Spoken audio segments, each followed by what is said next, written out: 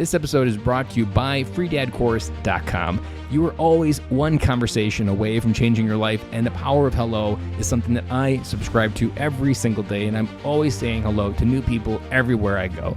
Increasing your opportunity, increasing your connection, and getting access to the solutions to the problems that you are facing, whether you're on active duty or just beginning your veteran transition or even transitioning out for 20 years. On the other side of hello are the solutions that you're looking for. Again, head on over to freedadcourse.com. Get your 5-episode audio course to create more connection, create more friendships, and get back to living the life that you're trying to design. Well, if you ask yourself, what if this isn't about me? That creates an interval, because what immediately happens is you feel triggered and defensive. And as soon as you take on that emotionality that she's experiencing, you get into a fight and you lose your power. So you want to take a breath and step back and say, what if this isn't about me? And then you start to become sensitive to the feeling she's trying to express behind the complaint. Because behind the big story and the upset and the anxiety that's being shared with you is some feeling or desire, that wants to be expressed. Dory 1, this is Fire Team Delta.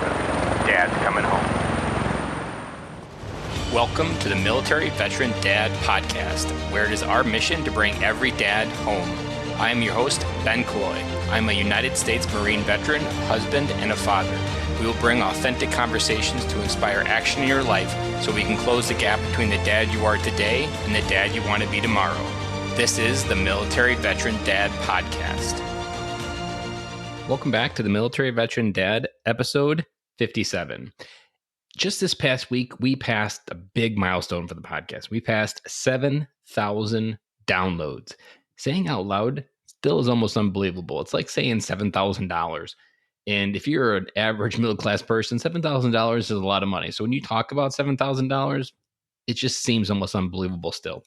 And to hear that number has just been incredible, because it's also humbling to say that 7,000 people have downloaded the episodes and the messages that I've created with this podcast.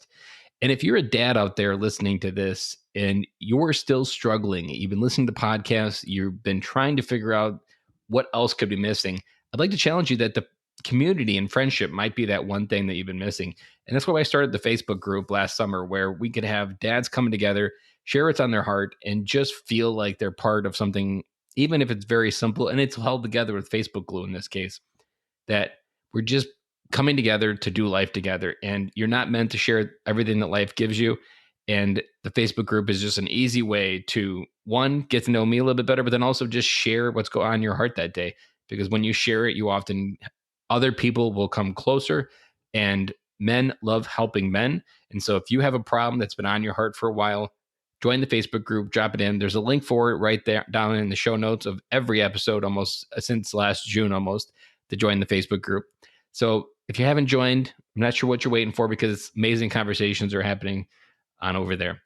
And if you've been a long-time listener or a first-time listener, the one way that this podcast grows is simply just by sharing it. So if there's a friend in your life, a military dad, or it doesn't have to be military dad, I've found that many non-military dads are also loyal listeners as well.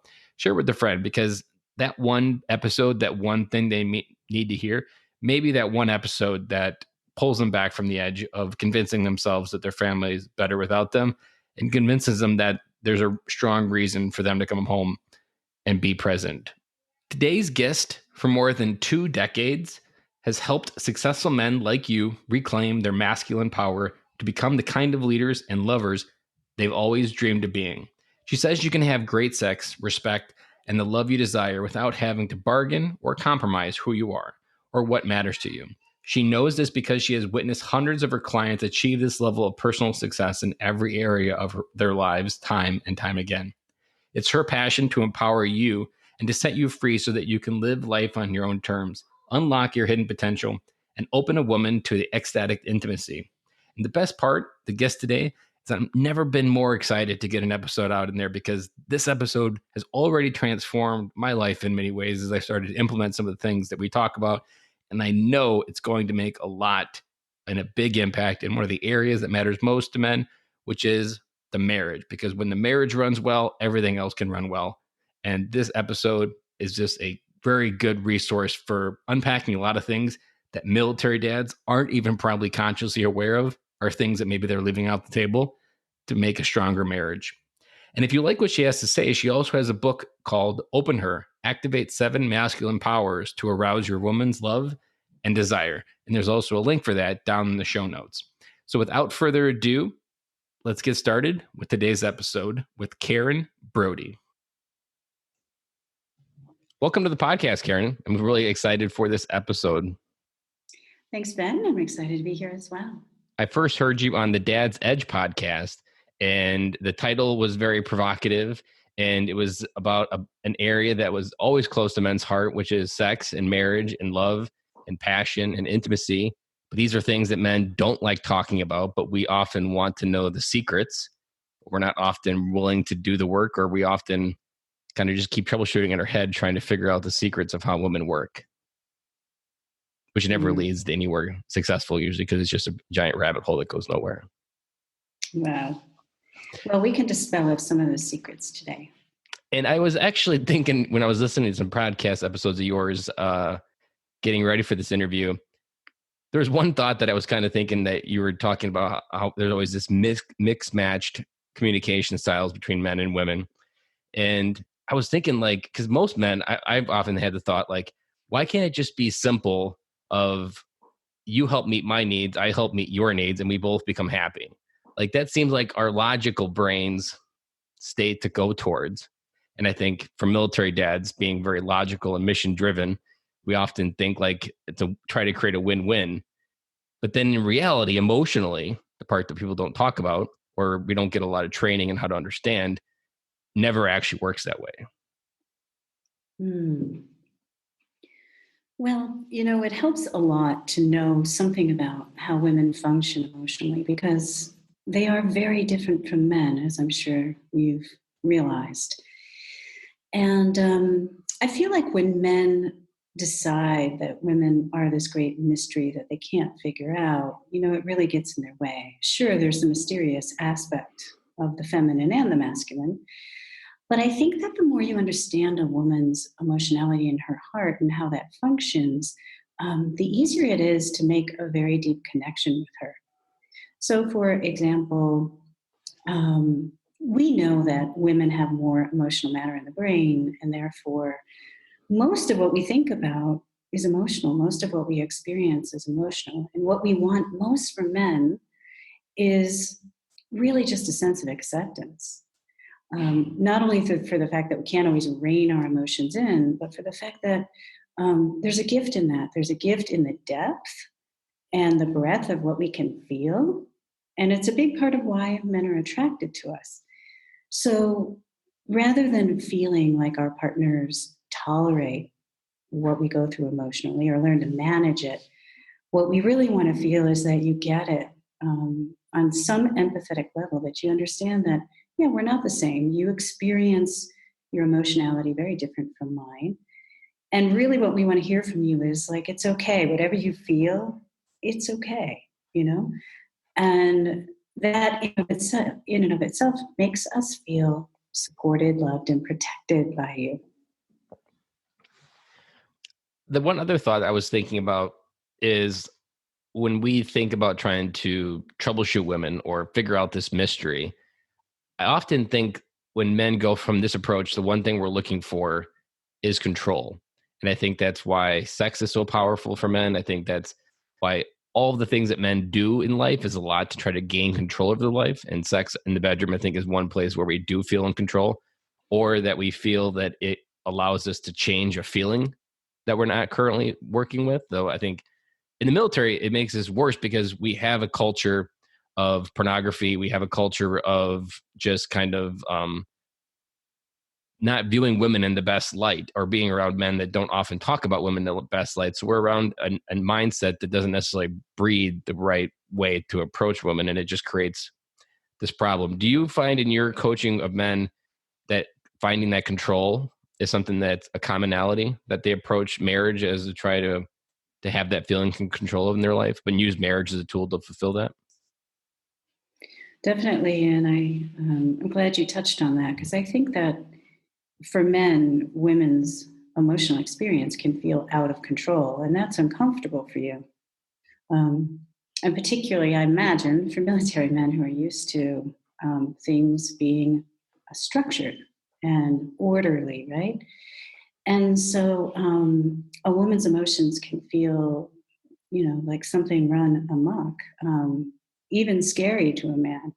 And so oftentimes he feels like it's my imperative to get this under control, to fix it, to make it go away.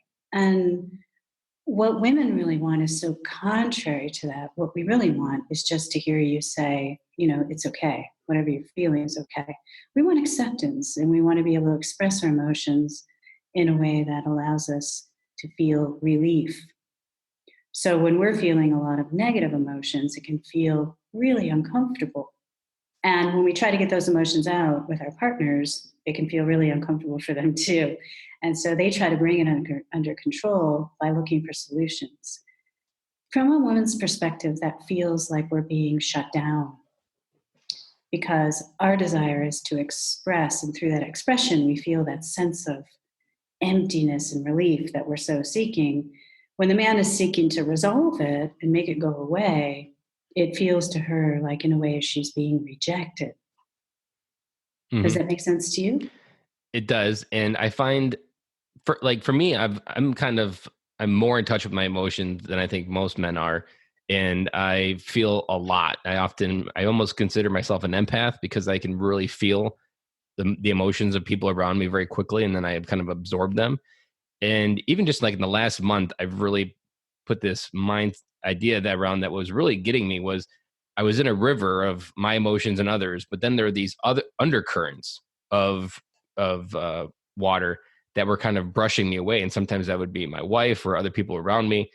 And I think that's what scares men is there are those undercurrents. And if you don't realize how to maintain your own control, not control of others, but maintain your own control through that, like that's kind of a hat trick that men need to figure out of how do you stand still in a river of undercurrents and rapids through a storm kind of at the same time, and then be on the other side ready to receive whatever is on the other side of that wave. Exactly. I love that metaphor of the undercurrents because it would feel to you like, as a man, that it could pull you under. And And it's scary. It's like my wife's a teacher, so she brings home a lot of anxiety, and that anxiety I feel then as well. And then I become overwhelmed, and then I kind of just feel like I'm floating in a dinghy in the ocean without really anybody there to help me almost because I've floated away so quickly with what I felt, and I lost control. And then I come from a point of needing help to find my way back, and that can come back through. I loved when you were talking one podcast about the bargaining that men and women do, especially in our modern society. I feel like the bargaining has happened, and I found it. We did it in our marriage as well, and that's kind of a way to kind of like regain control, but that's not the mechanism to use to regain control. If anything, that just creates more social contracts that weakens your relationship, not strengthens it. mm, yeah, and to expound more on what you said about the undercurrents, I get it that with men sometimes, and not for you, because you seem to be very fluent emotionally. But for some men, there is this fear that if they feel what they feel, it will take over, and that might result in acting in ways that are violent, that can't be taken back. And so when a woman is escalating emotionally, it can feel scary to a man. Like this is going to a bad place. But what I really want to say, both for feeling your own feelings and being empathetic to hers, is if you can help her land it, or you can land your own emotions. Landing means you're able to be with it. You're able to feel it and not run from it. I mean, all kinds of addictions are all about running from emotions, running from what we feel. All sorts of difficulties in relationships tend to be around running from what we feel. So if we can land it, if you can help her land it, and not take it personally, and be someone who can really acknowledge and accept what she's feeling and be supportive about it, it really can make a huge difference.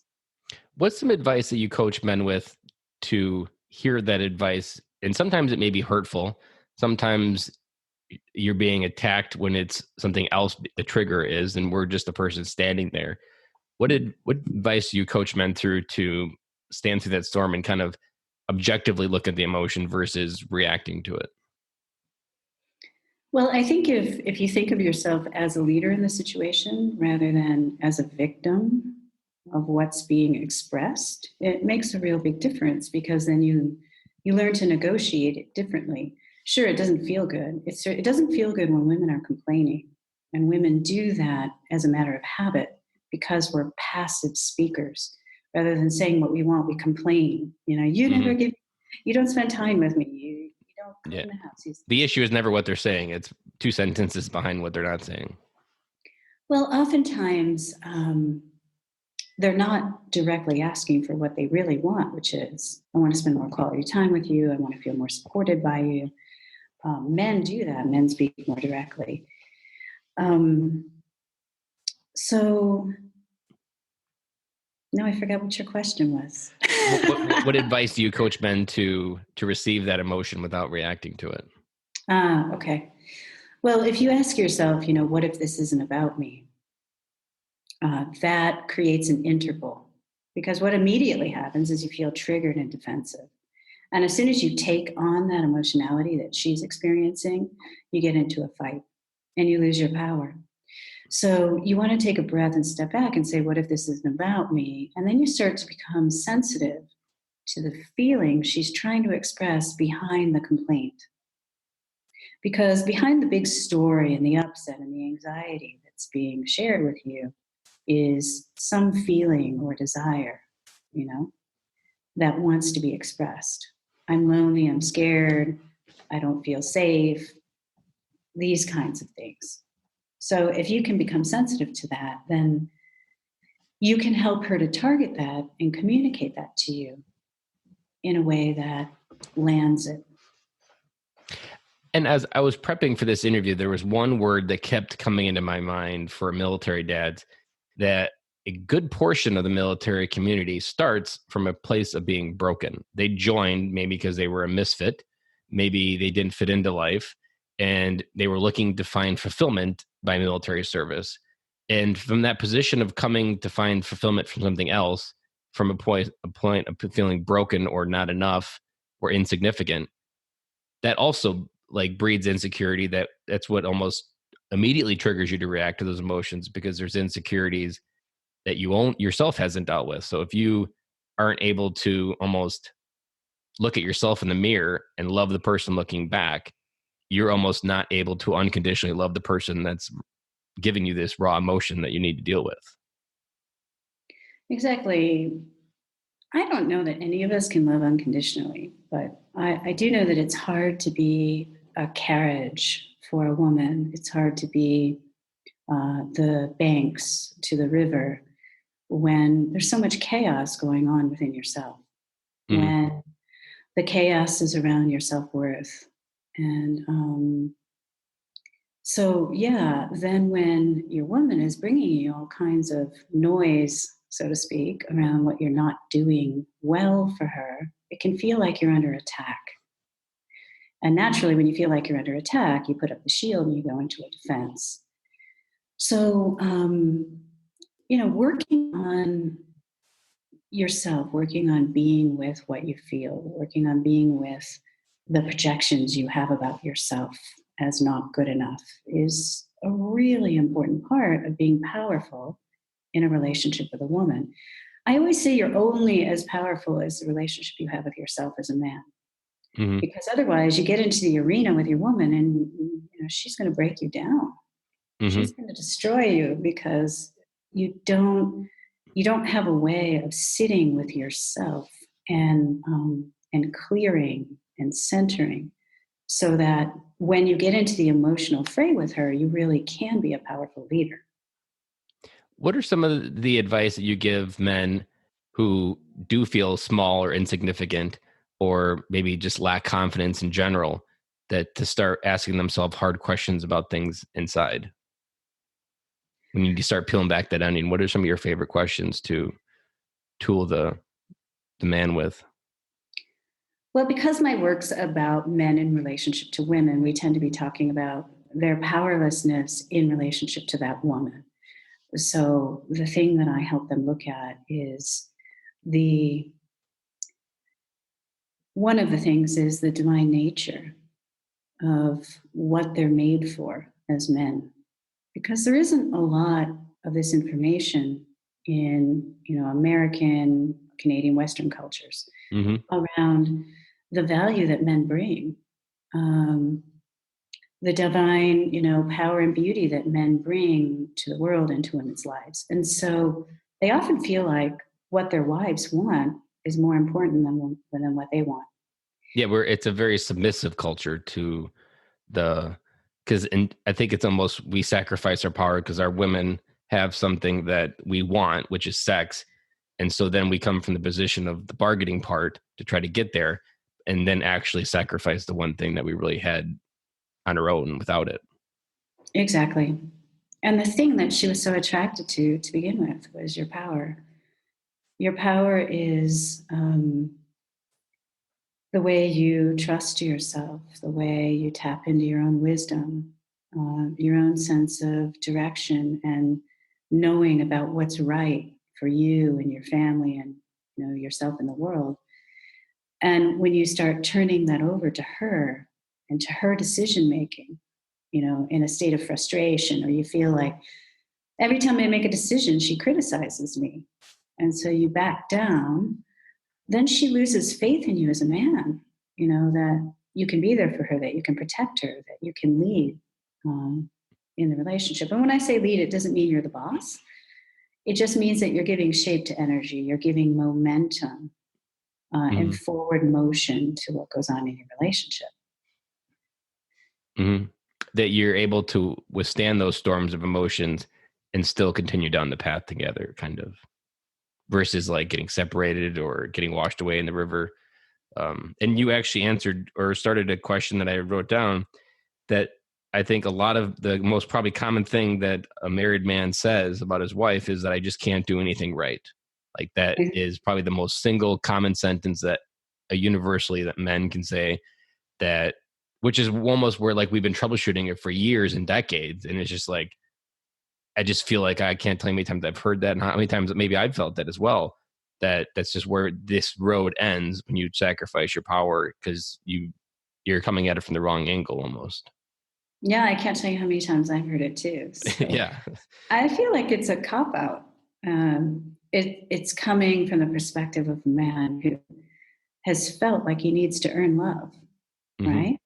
And so what he's saying is, it's like he's working for someone and he's saying, no matter what I do, you're never happy. And in his mind, if he does everything she wants and he gets it right, there should be rewards. And in a woman's mind, that just means that you don't really love her Hmm. because your expectation is that everything you do should be, there should be a payoff.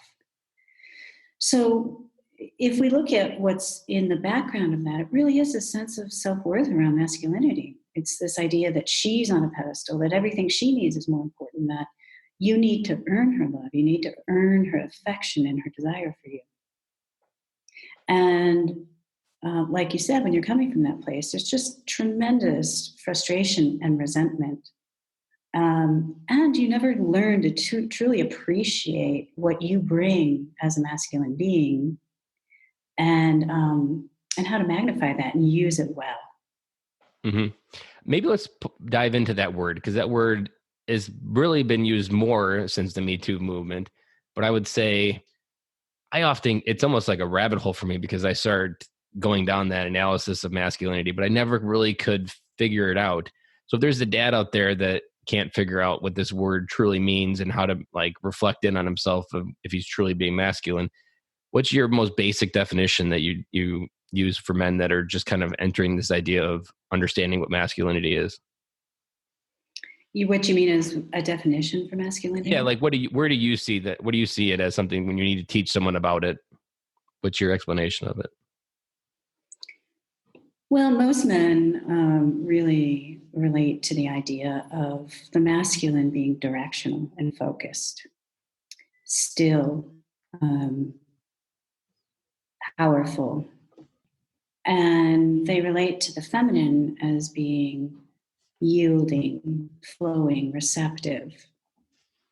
If we think of the feminine as energy without form and the masculine as form, it really makes for a beautiful pairing and a beautiful dance. I mean, that's a simple way of putting it, but the bottom line is a woman wants to feel that she can rest into a man's strength and his solidity. And a man wants to feel that he can be called into a woman's love, into her heart, into her formlessness, right? Her receptivity.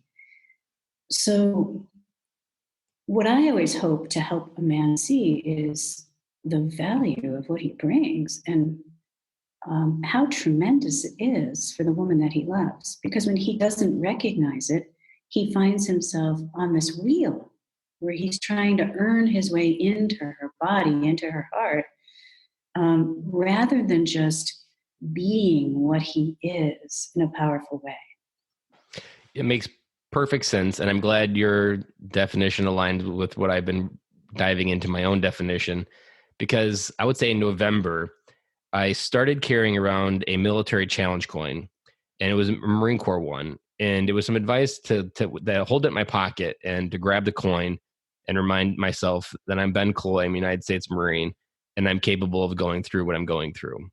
And then I started thinking, like, the person I've looked in the mirror every day forever, all my life, I've never really fully loved that person looking back. For almost consistently, I've never loved the person looking back. And then I would always go into the world to try to fill that gap of what I was missing or what I thought I was missing.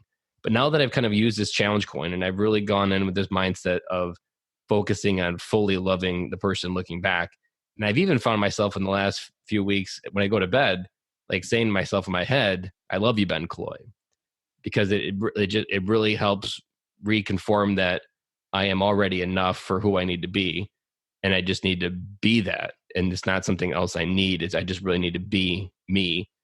And I've almost been thinking, like, when you reach the point where you can look in the mirror and love that person looking back emotionally on the inside and the outside, masculinity is almost a byproduct automatically of that person, that man that knows who he is, knows how to show up as that person, and is confident in who he is looking back in the mirror inside and outside. Exactly. And then Is that the right way to frame it in my head, or am I missing something still? well, I think the thing you're hitting on that resonates with me is that you're starting to feel your natural masculinity. So if you're not trying to be something, you naturally likely desire to put things into motion, to complete projects. You're naturally good at focus. You have a desire to protect, right, and support.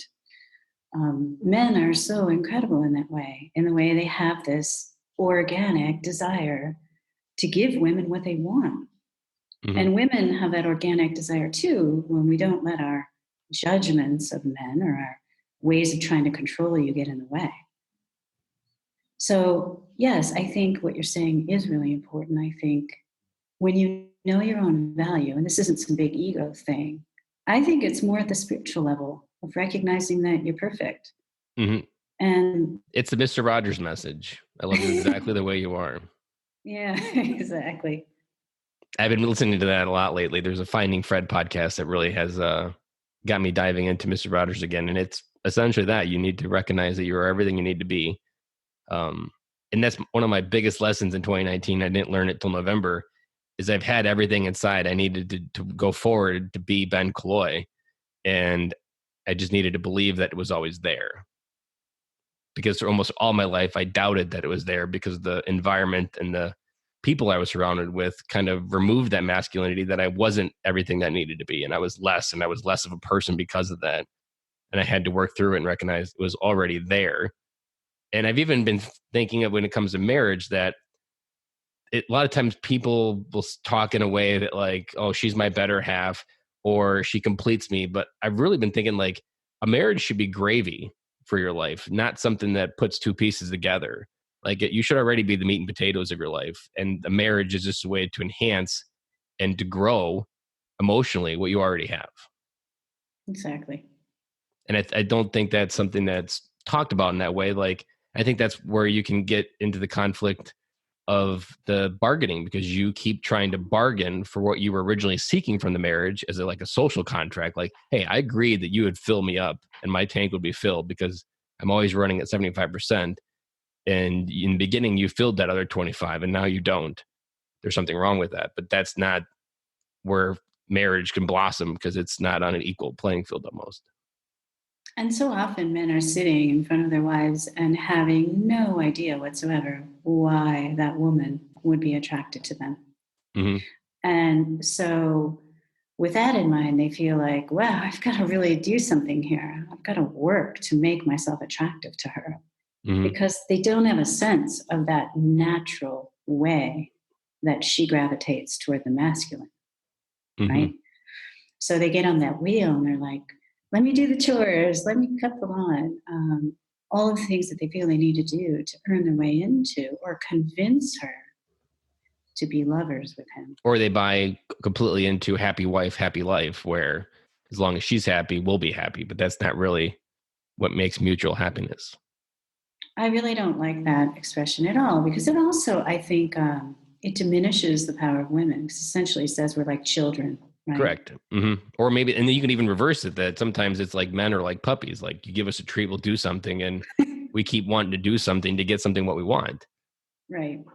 And that's just not humanizing for either party. And it, over time, that just kind of erodes your own ability to have your feminine, your masculine be a powerful part that can grow something versus take away from something. Exactly. And, I work with men on teaching them to develop a dignified sexuality. And what I mean by that is the recognition of the sacredness of who you are and what you bring sexually. Because if you're coming from that place of she's the boss and I've just got to placate her, do whatever she says to keep her quiet and also to get her to give me sex, there's no way that woman is going to find you to be attractive and desirable. Mm-hmm. It's only a powerful man that can ignite a woman's desire. Oftentimes men think it's obedience. It's, being agreeable. It's the support. Yes, we want the support. The support's an important part of it. It's one of the reasons that we unite with men. But it's not the piece around the sexual attraction. That is your power. And that's where you stand for who you are. That's where you know what you are, right? And you don't allow her to bargain with her sexuality, and you don't bargain with your love. Mm-hmm.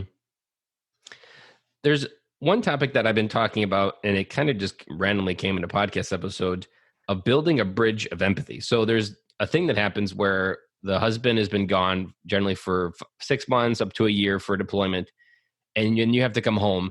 And there's those coming home videos where everybody's mutually excited and it's a honeymoon phase, but then real life happens and you're emotionally at different spots. And maybe he's trying to take control. Maybe she's trying to continue down the path because she learned to live without you. She created systems and processes that didn't require you to be there. She emotionally wanted you, but she had to continue. What advice would you give to a dad that needs to re-emotionally connect to where a wife has kept going without them for a while? How would you approach that situation? I love that question. Yeah, because she's decided over time that she didn't need you in some way. Mm-hmm. And this isn't good. So what you want to feel, what you want her to feel, is your masculine love, your masculine leadership. So I would ask her to sit with you and make it very clear that you want to connect with her and create a space, a sacred space for the two of you to do that and to look deeply into each other's eyes and let her know that you missed her and that you want to reconnect and you want to hear from her heart what's been going on for her. And the better the quality of your attention, the more she's going to feel, your masculinity, and the more she's going to recognize how much she's missed feeling you under her, feeling you supporting her and lifting Mm-hmm. her up. So I would start there. Reignite that flame that's gone kind of, it's like the fireplace in the summer. You turn it down, but it's still there, and you need to figure out a way in the winter to get it going again and turn that knob up. And I like what you said, because often the way I've always framed it is like you need to approach the situation with extreme curiosity, because she had trials and tribulations that you weren't able to receive, and she had to weather those storms, and maybe they never actually became storms. She had to keep them locked down in a box, and being able to approach it with curiosity of what life was like while you were gone kind of allows you to emotionally understand where each other are and then kind of move forward together, which is where the bridge comes in. Like you cross the bridge with her and join her where she's at now, versus trying to like meet up at an intersection that you keep missing each other by 5 minutes, that you emotionally go to the same spot. And it occurs to me, because I'm not in the military, obviously, that you're talking about long stretches of time, 6 months, a year, right? I would think it would be even more powerful to get into bed, and cocoon together, to get into bed, to stroke her face, her hair, look into her eyes, touch her heart, tell her how much you miss her, hold her, and then gently talk. You've got to warm her up, you've got to warm her heart up and get her heart to trust you again as someone who can open her.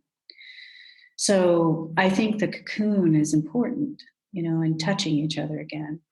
It can seem, if you've been apart that long, sitting down and talking can seem a little bit formal. Mm-hmm. So, yeah.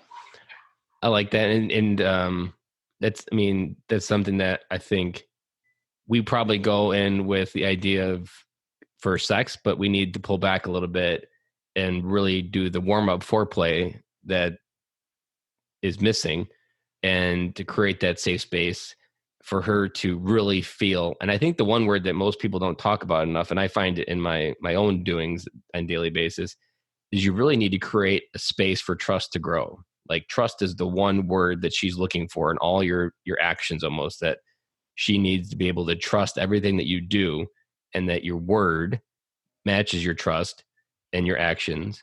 And then she can start to feel safe, because if she doesn't trust you, then she's always going to reserve a little bit of what she's truly feeling, hold back a little, because she's not sure where it's going to go. Exactly. And I think when you're reuniting in that way, she wants to trust that she can give you her heart again. So you want to imagine that you have her heart in your hand.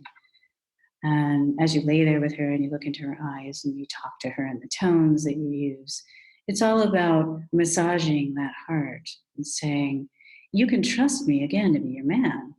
You can trust me to hold your heart and not smash it, to open you, And that warm up is important. And you're right about trust.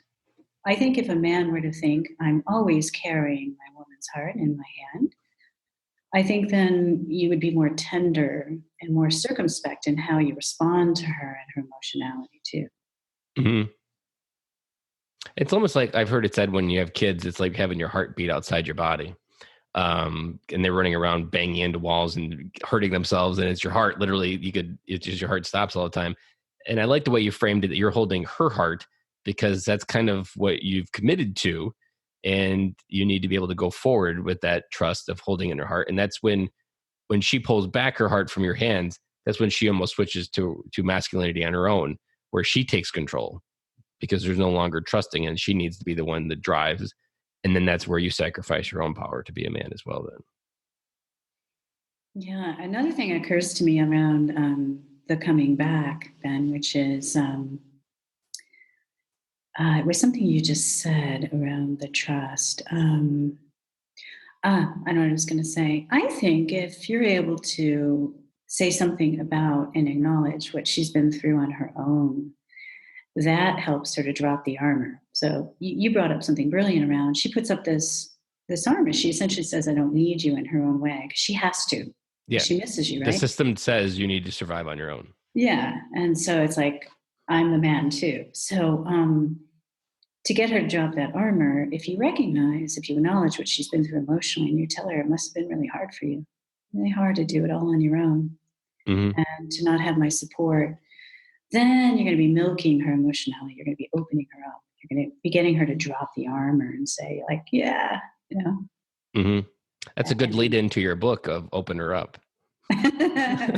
What do you mean?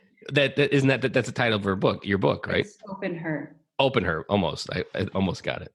There was one other thing that I think that could set military dads up for struggle is, so we're coming back from either war, or sometimes it could just be a TDY, which is just a training that maybe is like 8 weeks away, or 8 weeks or 6 months, or just some crazy training in some other part of the country.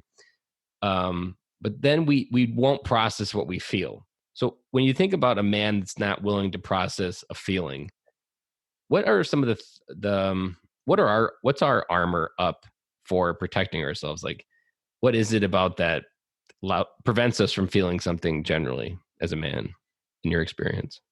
I think what you mean is you won't process with your woman.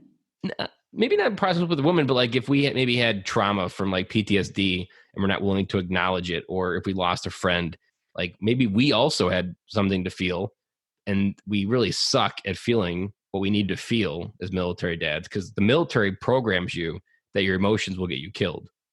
So that training carries over to all your life, and it doesn't have a safe place to exist on its own. And I think it comes from the lone wolf mindset that men have in our society in 2019 in Western culture, that you have to do it alone. But there's some armor that kind of like prevents us from sharing that raw feeling that we're having, even not to necessarily to our wife, but even just to another human being. Mm-hmm. Yeah, well, with that training, I can imagine why. Yeah. But also, you know, you're masculine. And so you've also been cultured to believe that there's something wimpy about that and weak. And so I think, you know, a man can't be fully in his power unless he's able to feel what he feels and become masterful around his emotionality. So I understand that women often don't, or men often don't want to do this with women, and women actually, sometimes they can't handle it. So the best way to do your emotions is alone in your journal. It's a super powerful way to process emotions. It's a way of recognizing what you're feeling. It's a way of being with it, moving through it, you know, clearing yourself. So that you're not carrying around a bunch of things that are unprocessed, you know, that get in the way of you actually being intimate and loving somebody. And I found that when writing, like I could have 20 versions of the truth in my head, and they're all it's just like living in a cloud or a fog. But if I write, one version comes out, and it's usually the exact version that I need to hear. And then I kind of like, well, the other ones are BS. This is the one that's true. And then now it's out and it's processed. You actually reminded me of a thought that I often repeat, that for 10,000 years, men survived in tribes in this world. And it's been the last 200 that men have really gone to an isolation mode, and that we continue to try to think that the last 10,000 years had it wrong, and that men were really meant to do it alone, and we can't share something vulnerable with other men. And we have it in the military. We just don't have permission almost to be vulnerable. But on the other side, when we don't have friends and we transition out from the military, we isolate ourselves because we lost the military. We lost our brotherhood. Have you researched how the masculine is related to having that tribe and how they go hand in hand almost? Because I feel like having a tribe strengthens your masculinity, because you do get to talk to men who are going through the same life as you, and you can kind of just find a bond in the shared pain. I haven't done a lot of research, and I'm not an expert on that topic, but I will say that I've noticed that men who seem the most happy and balanced have in some way tapped into the tribe of men. They've found a place, and sometimes it's hard for men, especially the men I work with, because they feel in some way unworthy, like they haven't earned a right to be in the tribe of men. And they feel it's almost like the Spartan warrior tribe. Like, I'm not a Spartan warrior. I can't pound on my chest yet because I still have a dad bod. Right. And we hold back because we need to have the Superman body. The Superman body, and to go in and be like, oh yeah, it's almost like when maybe you can like picture a caveman fighting over a woman of like banging on their chest, and But at the same time, like that's all BS. Like I often think like men did that. We hunted, we grew, we raised kids. All of that was together. Like none of it was alone. Even women have the same thing, that women were in a tribe together. They shared know-how, they shared responsibilities, they shared connection with each other. And we've never been more connected, but never been more disconnected as a society emotionally, because we have this fear of saying something real because of how it could be judged, or just because almost everybody says what's positive, not necessarily what's real. And it really takes away permission for a man to feel what they need to feel. But at the same time, the magic of what I've found is vulnerability, that when you share something you're having as a real thought, you're almost immediately giving permission for someone to go second. Like, and it doesn't take long for someone to go second, but they were all waiting in the room for someone to go first. But that's the magic of having a tribe. Like when someone person says exactly how they're feeling, you'll almost have 15 other dads. Like I've been doing life with Larry Hagner in the dads group for almost 4 years now. And you can't, it happens daily that someone will post something and then 15 people immediately say like, dude, you just hacked my life. And there's an immediate sense of, I'm no longer alone in this feeling. And then that feeling kind of loses its power over you as well. Like it can pass through you because your brain will tell you that you're alone on this feeling. No one else has this feeling, according to Facebook. But when you're in a tribe, that BS is quickly washed away. I love hearing you say this because it actually gives me such a feeling of well-being as a woman when you talk about your tribe. I don't know what it is, but I think I do know what it is. I think there's a sadness that I've always felt around men in isolation, because I think our human nature is to be part of a tribe. Mm-hmm. And I think you're right. I think isolation is what causes depression and suicide and all kinds of mental illnesses. And I think it's hard as a woman to be in a relationship with a man who doesn't have a tribe or doesn't have friends, because it feels there's a loneliness around it. He needs other men. Other men give you something you can't possibly get from your woman. And when you try to use your wife as a therapist, the results never work. Like your wife isn't designed to be your accountability department. The feedback your wife would give as a therapist would almost destroy you sometimes. And that's why you need someone else to hear it, because there's no way love and that kind of feedback can grow in the same space. And she's not going to find that attractive if you're coming from the point of, I need something from you that isn't normal for a marriage. You can get support and love for what you're trying to go through. But I think to look for your wife to be that tribe, or I know for me, like before I had friends, like first probably 5 years of our marriage, I had nobody. And I was always looking for my wife to be my best friend and never looking externally for friends in my life. And that just was always a recipe for disaster. Mm-hmm. And now that I'm on the other side of that, it's like the best advice I give military dads transitioning is find as many strangers as possible and start talking to them, because that's where you're going to create opportunity for your life. That's where you're going to create connection. That's where you're going to feel alive. And just getting practice at it allows you to be a more connected human being easily or without thinking of it. You don't have the hesitation of, because like for me, being rejected, asking girls out in high school, every person I would randomly go up to was a high school girl that was going to say no immediately. I would just assume she was that person, that doesn't even have to be a girl, was going to say no. And I was so fearful of that rejection, that someone wasn't going to like me because I didn't love myself. So I was looking for others to love me. And it was kind of this oxymoron of, I'm afraid to talk to people to be liked, but at the same time, I kept looking for externally for other people to like me. Exactly. Yeah, you were saying, men have this fear of vulnerability, and yet, you were describing that when you're vulnerable in this group, so many other men pour out their vulnerability too, and that it's different than what you would get from a woman. I am curious, like how that feels as a man, to be able to be vulnerable and have other men be vulnerable.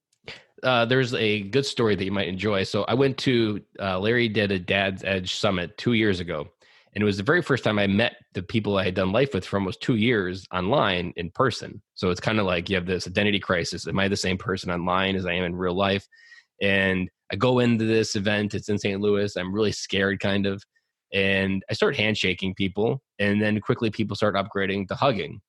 And I'm like, okay, I kind of expected this. But at the same time, by the end of that conference, somehow I was never a hugger my entire life.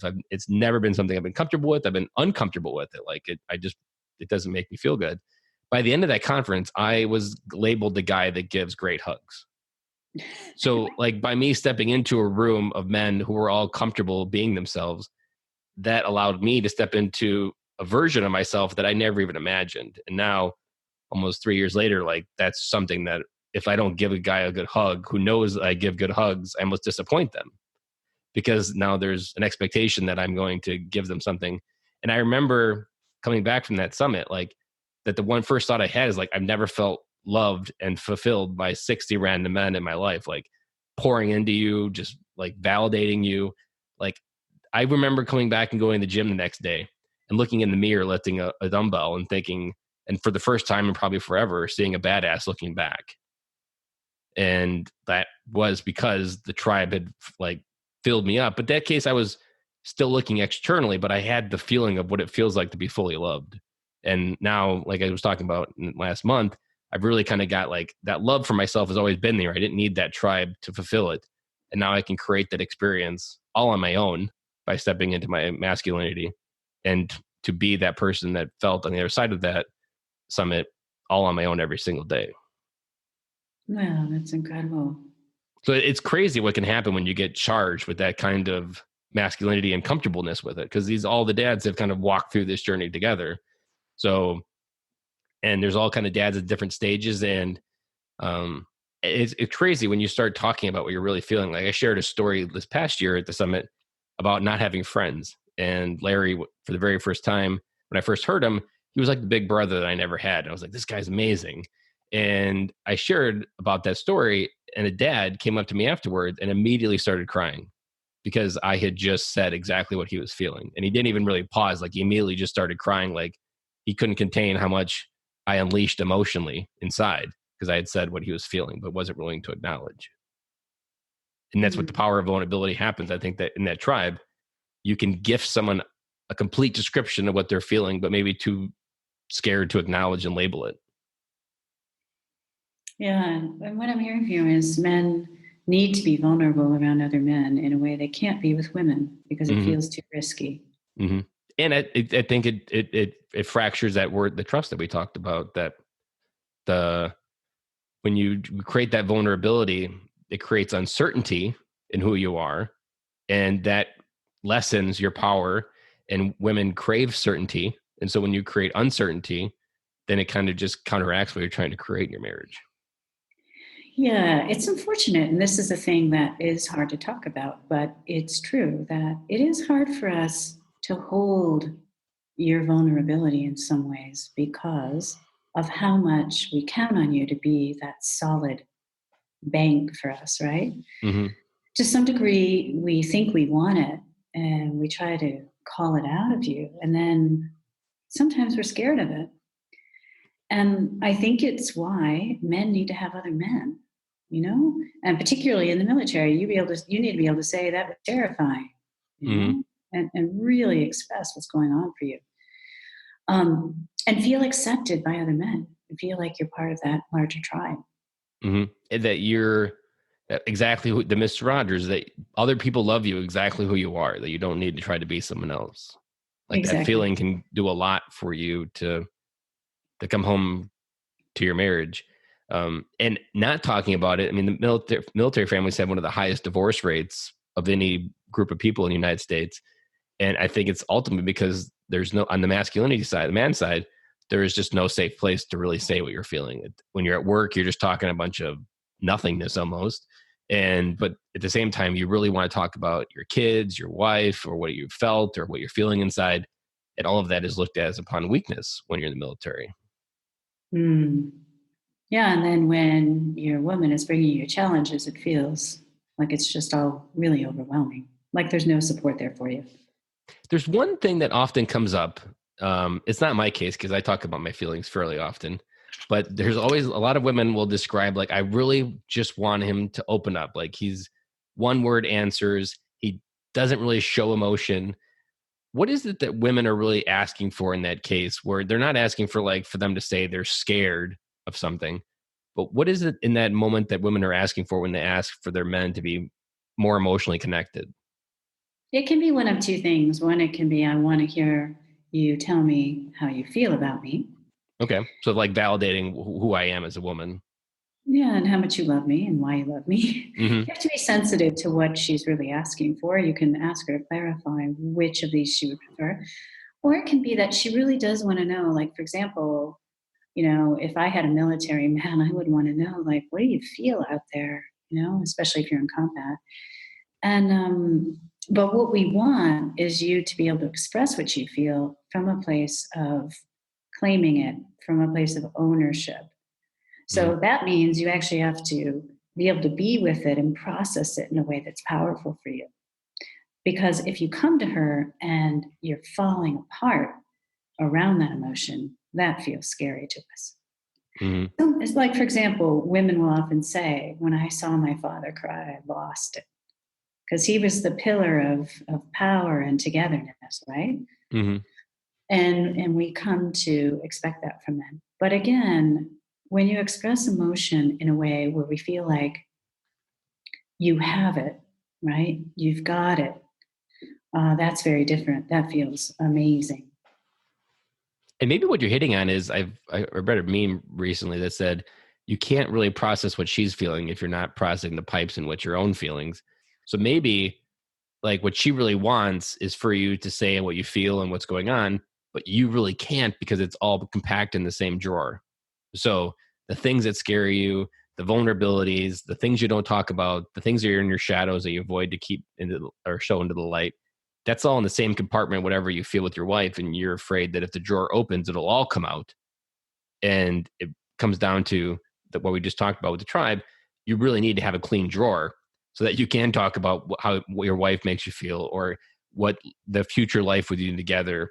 And I've often given this advice for military and just in general, oftentimes marriage, you focus on the kids for the first 20 years, but then you lose sight of who each other are and you can become strangers. Your kids are going to leave. So you need to prioritize them, make sure they turn into good adults. But your wife is one of the only commitments that takes you to the grave. There are very few contracts that you've committed to go to that far point in your life. And none of our priorities, none of our work or our choices really align to that. I would say it's something that a lot of men and women struggle with as women enter the workforce. They get caught up in that. And we both lose sight that this is the one thing this boat is supposed to last us for 80 years.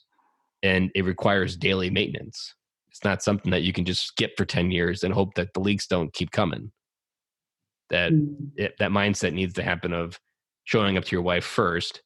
But you can't really show up and feel what she needs to feel from her or express yourself what you're really feeling because you're maybe haven't expressed in a tribe what you're really scared of. Mm. Yeah, I like your metaphor around keeping the drawer clean because I think it has everything to do with what you're talking about. How can you sustain a relationship long term if you're not tending to yourself? Mm-hmm. Which Because comes from the ultimately, masculinity that if the drawer is not empty, then you're not truly loving everything about you because there's parts of you that you avoid. And then there's parts of you when you look in the mirror that you don't acknowledge. And that detracts from your own power. right? And then your partner's asking, like, "What are you hiding?" And Mm-hmm. she keeps pressing you, like, open up to," and you're afraid to because you haven't processed your own emotion. You don't know how to wrangle that thing in. You're like, no, that's a disaster in there. If I open that up, it's gonna, blow everything up. Mm-hmm. So Well, I think as we wrap up this interview, we have dove into topics that we have never dove in on this podcast, and I am excited to crack this Pandora's box open. And you've kind of reconnected my own soul to the idea of this and validated a lot of thoughts that I have had. So you've given me a gift as well from sharing your wisdom. If there is a piece of advice you want to leave for military dads is kind of one fundamental philosophy that you run into with men when you're coaching them, what would that advice be? I think it needs to touch on, the central theme that we've been talking about, is take care of your own business. Like, really create a relationship with yourself that's powerful. Because otherwise, you have all these skeletons in your drawer. You have all this stuff that you're running from and hiding from. And you're not going to be able to sit and be a powerful leader with the woman that you love, because you're this mess that at any kind of prodding really can just fall apart. So I would say tend to you, tend to your masculinity, tend to your emotions. And from that, you'll be able to tend better to hers. Mm-hmm. And let whatever she's saying flow through versus reacting to it and digging in as like a almost trench warfare and trying to win the argument. Like, you're not trying to win it. You're trying to feel and process what she's dealing with. And, but you can't process and feel that if it's getting all muddled up in your own stuff. Exactly. I like that advice. And it does sum up kind of what we've talked about, that you need to be a conduit that's free of muck to be able to really feel what she needs to feel and stand that storm and allow those undercurrents to pass you. And that the coin that I carry, I really kind of describe it as when I'm standing in the river and I feel an undercurrent, that coin is like me sticking a stake 8 feet in the ground. And it's that extra anchor point that I need in that moment to remind myself that I am not defined by the river flowing around me, and that it can just flow around me if I stand still. I don't have to get washed away by it. That's beautiful. And like, this whole episode has been beautiful because it kind of tied everything that I've been working on and what we've been talking about this past year on the podcast. And I can't wait to get it out there. Karen, if people want to connect with you more or read your book, where's the best place they can find you? Well, you can go to KarenBrodyCoaching.com. And if you're interested in coaching, that's the place to contact me. And then my book is on Amazon. It's called Open Her, Her. Activate 7 Masculine Powers to Arouse Your Woman's Love and Desire. Is there any one of those 7 that you would say we talked about most, or we'd probably hit on a lot of them? Or is there a whole nother level that we didn't really go into that your book does? We probably touched mostly on the warrior, which is perfect for this interview. True. Good lead in for people to go to read the book. Well, like I said, Karen, I really appreciate this. And I am positive we brought a lot of dads home, not just to their kids, but to their marriage, which is the foundation of creating a solid family. And this whole podcast is about reconnecting and bringing dads home physically and mentally, because we come home, but we don't come home mentally. And I am positive we gave people permission to come home tonight. Thank you so much, Ben. That's a wrap. And thank you for listening to today's show, and I really hope you enjoyed it. The lifeblood of any new podcast are the reviews. If you haven't reviewed the podcast yet on iTunes, I would really appreciate it, and you will help us get the message out to even more military veteran dads. As John Maxwell says, if there is hope in the future, there is power in the present. Dads, it's time to come home.